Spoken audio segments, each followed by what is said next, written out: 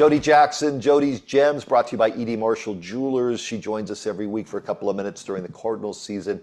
Things going on as well around the valley that Jody can weigh in on. Now that the season is complete, put the 49er game behind. What is the number one priority in your opinion? Because they're going to have money to spend in free agency. They have the 16th pick overall in the draft. Number one area of need to address here in the offseason. For me, number one is the pass rush. Pass rush, I think the D line will be bolstered by the return of Justin Jones and Bilal Nichols, who both signed multi-year contracts, but were done, early on in the season, really before it even got going. And so for me, it's pass rush. And imagine what Nick Rallis can do with a guy who is going to be, you can write it down, right? Double digit sacks, maybe. And I know they feel good about Ojulari. He didn't get to play this year either, but they really need to add an impact guy there. This is Jody, what about Darius Robinson? Because, there's your first round pick who was injured all season long, didn't really do much of anything. Internally over there, do they feel like they hit on him even though he didn't have a great rookie year? I think they do feel like they hit on him. The problem is when you have a calf injury and you are just coming back and trying to get out on the field, the one thing that stood out to me was a quote this past week from Derek LeBlanc, who is the defensive line coach. He gets coached up by the linebackers coach, Rich Rodriguez.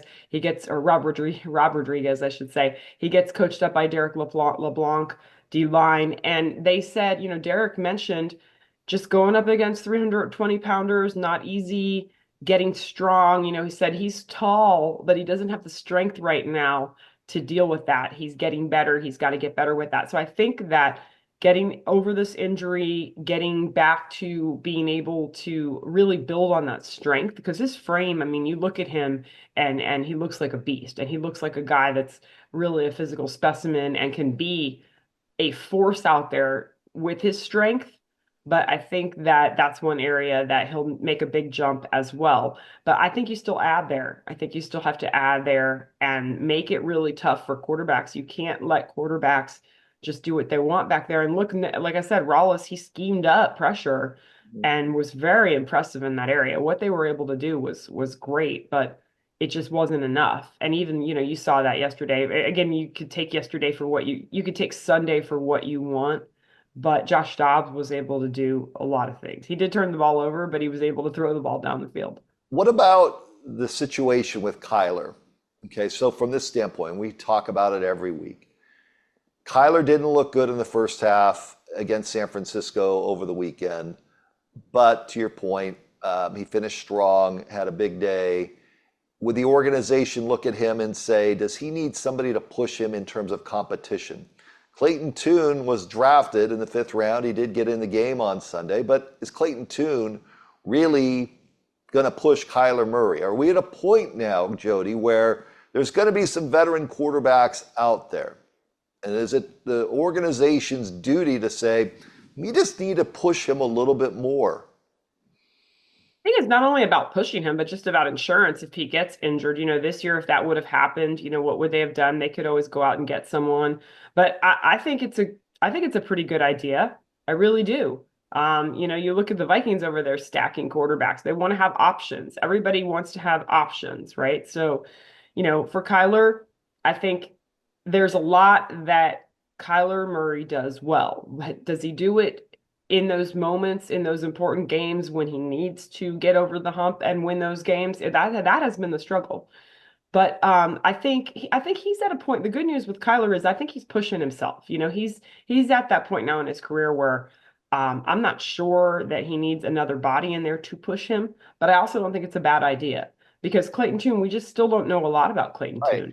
right. And I think that's a big question for Monty Austin, for Jonathan Gannon is, where really is Clayton Tune in his progression? Is he a guy you can rely on because next year, I think we all agree, we all have said this, like it's year 3, you have to get into the playoffs, find a way to make that happen. That means getting to 10 or 11 wins.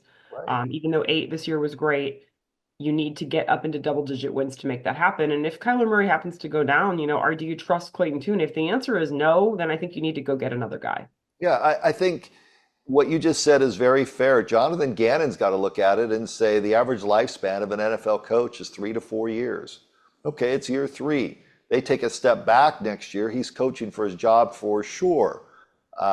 And if you don't have the right person behind Kyler, or even I'll go down this path, even if the coaching staff and organization internally looks at it and says, you know what, we've gone about as far as we can go with Kyler Murray. We have to go a different direction. I wouldn't be surprised. And quite frankly, I wouldn't be disappointed. I just don't see where they're going to get to where Detroit is, or Philadelphia is, or others.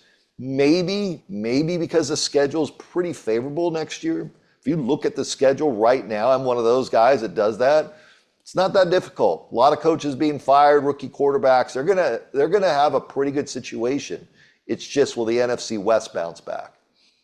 Well, I mean, that's the hard thing that needs to be asked, right? Because if you're saying something that does make sense, Brad, and you're saying, well, look at the schedule, what can they do? I don't think anybody wants to be thinking that about their quarterback is like, how can we Right. sort of survive this? It has to be more like, how are we going to go in and beat Seattle? How are we going to go up and beat the Niners there if they're healthy? How are we going to, it can't be, how are we going to patch this together so we might come away with a 2-point win?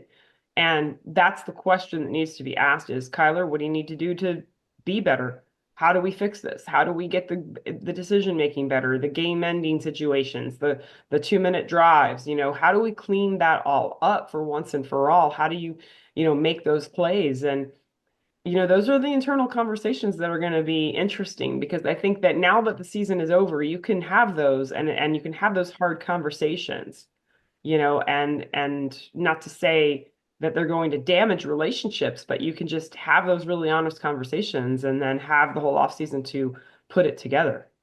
Jody Jackson, dropping knowledge throughout the season. Jody's Gems brought to you by E.D. Marshall Jewelers. We appreciate them, and as always, appreciate you. Thanks.